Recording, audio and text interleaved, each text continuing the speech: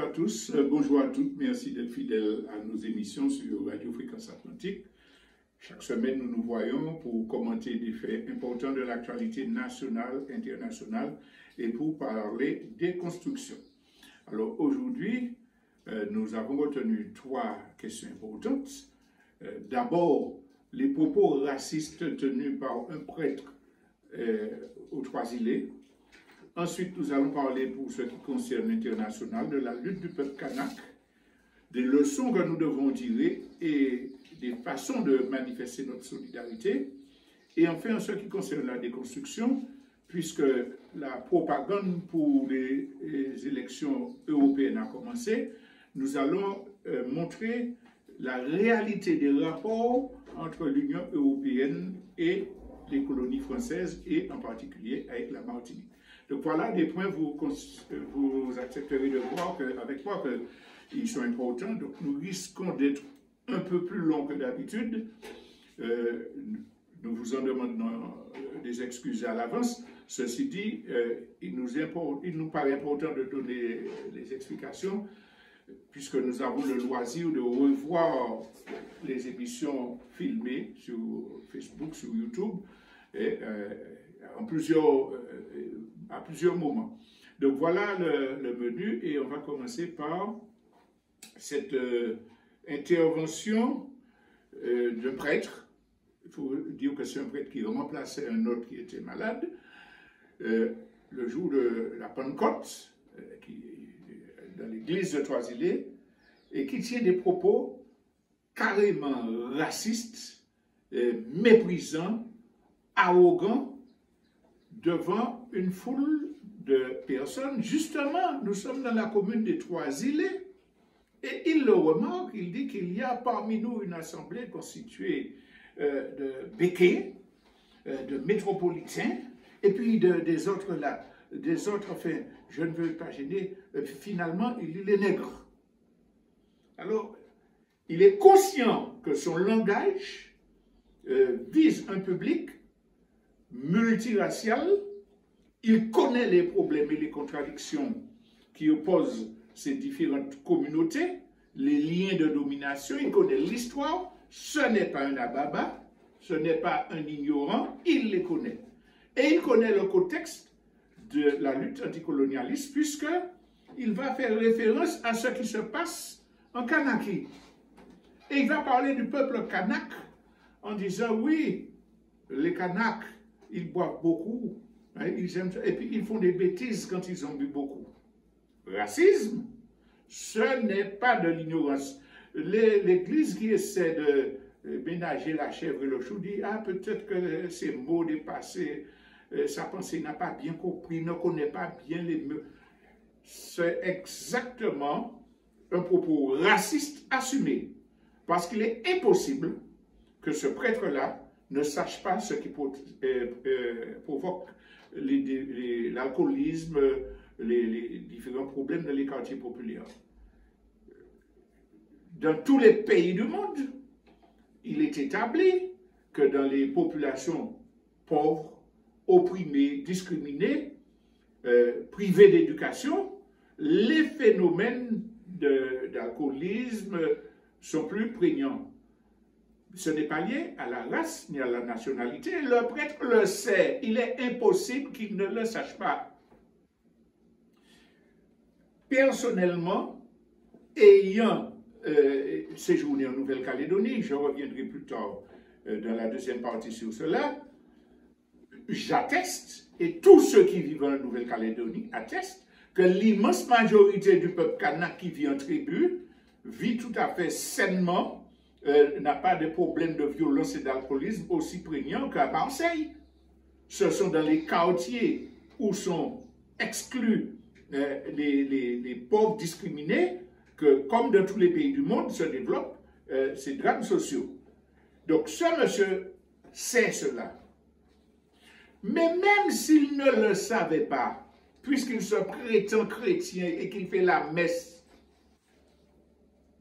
la base de son sacerdoce serait de prêcher la tolérance, la compréhension, la non-discrimination. il aurait eu à cœur de rappeler en ce jour de Pentecôte que les premiers chrétiens étaient discriminés par les Romains et puis les classes aristocratiques, et puis qu'il faut surmonter. Non, c'est un choix. Pourquoi? Parce qu'il est dans une commune où des problèmes de ségrégationnisme et de suprémacisme se posent en permanence. On sait ce qui se passe au collège de Trois-Îlets. Il n'a pas entendu parler de ça. Et puis il vient tenir ses propos. Cela est totalement inexcusable, inacceptable. Et les gens qui disent, comme la hiérarchie catholique, il faut faire une enquête, il faut ceci, cela, c'est parce qu'ils ne veulent pas crever l'abcès, ils ne veulent pas déplaire aux suprémacistes qui sont une partie importante de leurs ouaillis, de leurs fidèles. Donc, cela, il est important de parler et de commenter parce que ça traduit le fait que le suprémacisme et le racisme sont de plus en plus décomplexés, non seulement au niveau mondial dans les pays occidentaux, mais chez nous en particulier, où les gens appuyés par le gouvernement, sachant qu'ils participent d'une politique de génocide par substitution et qu'ils ont mission de museler ce peuple colonisé qui réclame réparation, et qui sont soutenus donc, même quand ils sont des escrocs et devant la justice ou à leur appel, ils déplacent les forces de l'ordre, eh bien ces gens-là font tout et n'importe quoi.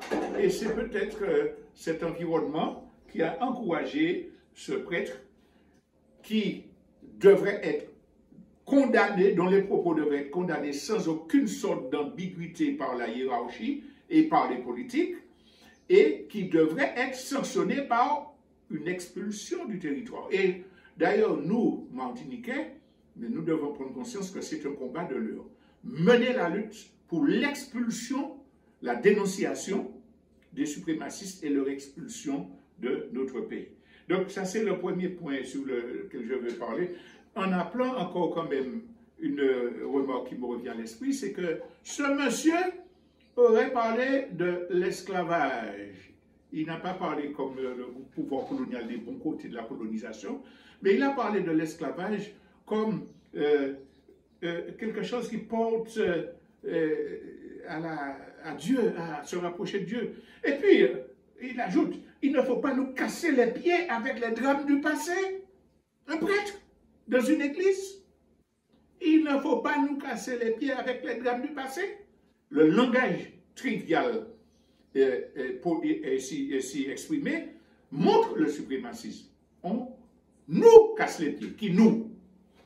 Les colons, leur caste, leur environnement. Il ne faut pas nous casser les pieds avec les drames du passé, puisqu'il ne dit pas, ne nous cassez pas les pieds avec les drames de la crucifixion de Jésus-Christ, avec l'Holocauste, avec toute autre chose. Messieurs les nègres, taisez-vous. D'autant plus que le langage sur l'esclavage, je vous rappelle que le gouverneur Filippo en Martinique avait déclaré que l'ignorance des Noirs devait être une garantie de leur vie, mais surtout qu'il y a un prêtre qui avait, le nom m'échappe, c'est pour ça que j'ai parlé de Filippo, qui avait dit dans son obélie, « Esclave, obéis à ton maître comme à Dieu qui t'a mis en cet état. » Ça veut dire que l'Église, pendant longtemps, a servi de caution aux opérations coloniales. Donc, vous êtes esclave, c'est Dieu qui vous a mis dans cette condition, et votre souffrance vous prépare à aller au paradis.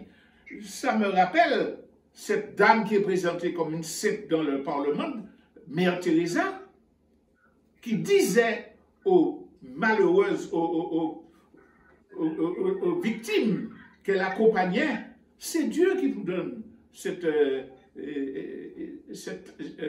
oh là là, le mot m'échappe, cette épreuve, voilà, hein, il faut l'accepter, c'est une bénédiction. Donc, la religion est souvent utilisée, manipulée par des gens qui défendent l'idéologie suprémaciste.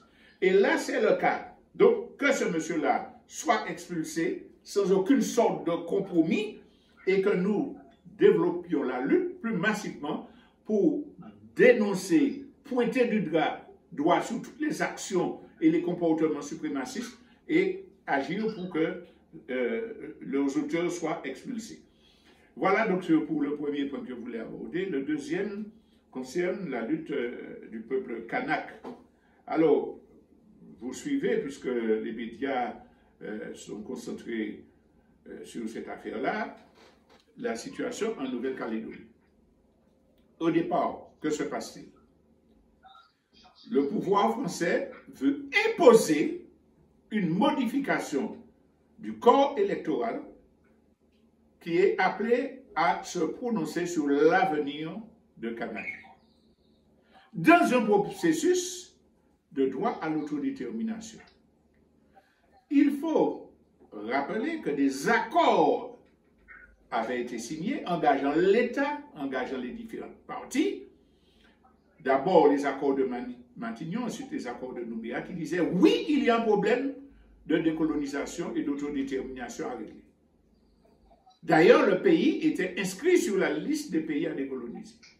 Donc, nous négocions après des événements, après des émeutes, après des meurtres par l'État français, et nous acceptons l'idée qu'il y aura un référendum, les Kanaks font une concession. Nous acceptons que les Caldoches qui sont là depuis longtemps participent à ce référendum. Un accord est signé sur cette affaire-là. Premier référendum, le non, puisque les Caldoches participent, et les Kanaks ayant été réduits à 39% de la population avec la circulaire Mesmer, qui a planifié le dépassement de leur taux de population, 57%. Deuxième référendum, le non passe toujours, mais avec 53%. Ça veut dire qu'ils ont perdu.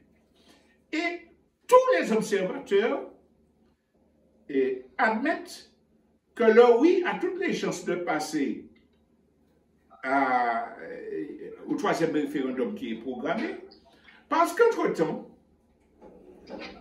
11% de l'électorat qui étaient les non-originaires, c'est-à-dire des gens asiatiques, des gens venant de Wallis et Futuna, etc., entre-temps, avaient fait un rapprochement avec les Kanaks et avaient décidé de soutenir la lutte pour l'indépendance. D'ailleurs, ils avaient présenté une liste à des élections qui avait obtenu un pourcentage qui fait la différence. Donc, le troisième référendum doit être fait. Il y a des incertitudes, mais le Covid arrive. La pandémie de Covid arrive. Les Kanaks disent, nous sommes obligés de repousser parce qu'il n'y a pas de relation entre familles et puis que les cultures de notre pays ancestral endogène ne veulent pas qu'on fasse de telles opérations pendant le deuil. Donc nous demandons, la France dit, pas question, nous faisons le référendum. Ce n'est pas un référendum d'autodétermination, c'est un coup d'État de la puissance coloniale. Et donc, ils se vantent d'avoir 96% de non à l'indépendance, 42% de l'électorat, qui donc, les Caldoches, et puis, parce que les Kanaks, évidemment, avaient boycotté ce référendum, et puis, ils disent, bon, le problème est réglé. Alors, négociation, lutte et tout, et on arrive à ce que la prochaine consultation électorale va se faire donc après le Covid. Ce que le mauvais coup qui avait été fait avec le référendum imposé par la France, eh bien, il risque de n'avoir servi à rien. Le oui va passer. Alors, le Français, bafouant, le pouvoir colonial français, bafouant le droit international, bafouant sa parole, ses écrits, décide de changer le corps électoral qui avait été décidé dans les accords précédents. On va faire 25 000 Français qui viennent d'arriver. Ça veut dire, dès qu'ils sont là, depuis un peu plus de 10 ans, depuis plus de 10 ans, ils vont participer au vote. Même s'ils n'ont qu'un intérêt, même s'ils sont là pour leur travail, etc., que tous leurs intérêts sont en France. Donc 25 000 personnes pour truquer le référendum. les Kanaks disent pas question de modifier le corps électoral. Et c'est là que, devant l'entêtement de la France qui veut faire passer une loi, que les Français votent pour vous montrer que la classe politique française est coloniale et suprémaciste en majorité. Et cela doit être avalisé par le Congrès. Donc, Parlement plus Assemblée nationale plus Sénat réunis au Congrès de Versailles. Le Kanaks déclenche la lutte. Pas question de coachiper ou de faire barrage, c'est leur droit. Et ils peuvent aller aussi loin qu'ils veulent. Personne n'a le droit de le juger. Quand les Français dynamitaient des hôtels dans lesquels il y avait des Allemands et puis tuaient des salariés, tout ça, tout le monde disait vive la résistance. On découvrait ces gens-là parce qu'il fallait chasser l'occupant nazi. Les Kanaks mènent leur lutte. Et donc, là, ça devient chaud parce que le peuple kanak, je vais donner un exemple tout à l'heure, il sait lutter. Si malgré ces 39%, il est arrivé, après des siècles et des siècles, à résister au pouvoir colonial français et à conserver sa cohésion, sa capacité revendicative, c'est parce qu'il est structuré. Parce que c'est une civilisation structurée. Et donc, le peuple kanak mène cette lutte et le gouvernement français répond en envoyant des forces. Le processus de décolonisation a commencé. La France perdra ce combat-là, qu'on le veuille ou non, ça c'est clair.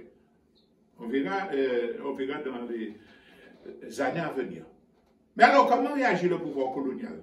On envoie des forces militaires, des tanks, qui vont casser. Pardon? Continue. Raccrocher la personne. Voilà, il y a quelqu'un qui rentre sur le Facebook et qui ça gêne l'émission, donc nous lui demandons de se décrocher. Donc, alors, on continue. La France envoie 1000 militaires supplémentaires, des blindés, des tanks, et ils annoncent un état d'urgence chez le pays de l'autre. Ils coupent TikTok. Et Darmanin avait même proposé au départ de couper tout Internet, de ramener à la 2G, de supprimer 3, 4, 5G, de façon à paralyser les communications. Mais ça n'a pas pu passer techniquement. Et donc, on supprime TikTok. Les camarades militants de France, nos camarades militants de France qui participent aux manifestations avec les Kanaks, nous ont affirmé que les Kanaks sont privés de communication téléphonique avec leurs familles. C'est impossible qu'ils puissent avoir leurs parents par téléphone. Donc, dictature, contrôle des médias, forces militaires envoyées, et puis propagande dans leurs propres médias, comme c'est toujours le cas. Nous l'avons déjà dénoncé dimanche dernier. On a mis que la Kanaki a fait un sens, c'est des bandits, des voyous. Les petits, oh là, il faut que je reste poli, dirigeants français, se permettent de traiter la CCAT, donc la cellule de coordination des actions de terrain, de voyous, de mafieux, de voyous, de... Je vais donner une indication tout à l'heure. Donc, ces gens-là commencent une propagande. Ils montrent récemment qu'à cause de ces voyous, les gens meurent dans les hôpitaux, on ne peut pas les soigner. Ce n'est pas la réalité. Parce qu'il y a des barrages filtrants organisés par les Kanaks autour des hôpitaux. Les premiers à avoir attaqué les barrages, ce sont les gendarmes. D'ailleurs, il y avait un reportage précédent qui montrait les fumées lacrymogènes qui encerclaient l'hôpital. Mais les dirigeants, ce qu'ils appellent les métiers, les combattants Kanaks n'empêchent pas à une ambulance ou un produit d'entrer. C'est de la propagande. Alors, c'est vrai que dans certains quartiers, les jeunes excités par la violence policière, etc., par le manque de formation liée à, ou d'éducation liée à la politique ségrégationniste française, débordent. Comme dans tous les conflits, dans toutes les guerres, dans toutes les émeutes, il y a inévitablement des débordements. Mais c'est à la marge et c'est impossible. Et on ne peut pas mettre ça sous la responsabilité. On a donné la responsabilité aux gens qui luttent. Comment M. Macron se permet de dire, bon, je vais lever l'état d'urgence à condition que vous sortiez, vous leviez tous les barrages. Moi, je défends mes droits, je défends mon autodétermination contre un pouvoir colonial qui ne respecte pas sa parole. Donc, je vous concède que je vais enlever l'état d'urgence si vous vous désarmez, si vous enlevez vos barrages et puis vous rentrez chez vous. Et puis, pendant ce temps, j'annonce le monsieur Macron, ah, mais je vais organiser un référendum pour dire est-ce que la loi modifiant le corps électoral va passer, oui ou non. Ah bon, vous pouvez demander ces Français colonialistes là, la banale Le Pen, la banale Maréchal, de voter pour dire si j'ai le droit de truquer le référendum et puis le peuple kanak va accepter ça. C'est de n'importe quoi, c'est du mépris du droit à l'autodétermination. Donc les gens ne doivent pas lever les barrages, doivent continuer les actions, les intensifier. Je disais tout à l'heure que l'État et les caldoches, les colons ont une stratégie commune pour empêcher l'autodétermination du peuple kanak. Il y a des milices armées de caldoches qui abattent, qui tirent sur les Kanaks.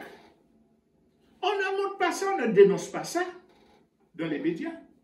On montre ces milices-là sur leur barrage en disant non, nous ne sommes pas tout ça, on a un drapeau blanc. On protège nos villas, nos maisons pour que les voyous ne viennent pas brûler. Mais c'est de l'autodéfense. Ce n'est pas vrai. Il y a des milices caldoches qui, à côté des photos ont été publiées, des vidéos ont été enregistrées, où ils sont côte à côte.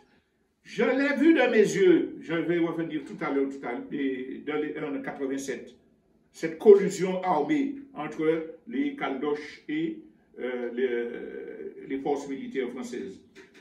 Donc, cet aspect-là nous montre que le peuple kanak n'a aucun intérêt à arrêter la lutte, la mobilisation. Ce dont il a besoin, c'est de l'internationalisation de son soutien, de la solidarité des autres peuples en lutte, je vais terminer sur ça tout à l'heure, et du soutien des anti-impérialistes de par le monde pour contraindre la France à respecter le droit à l'autodétermination.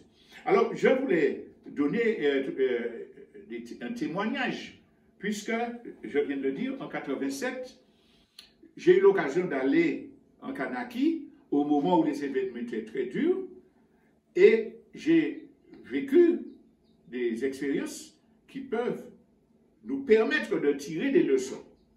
Alors, je resterai sur 3 éléments, il y a tellement de choses à dire, mais 3 éléments qui peuvent nous aider à bien mesurer l'affaire. Je participais à un congrès du FLN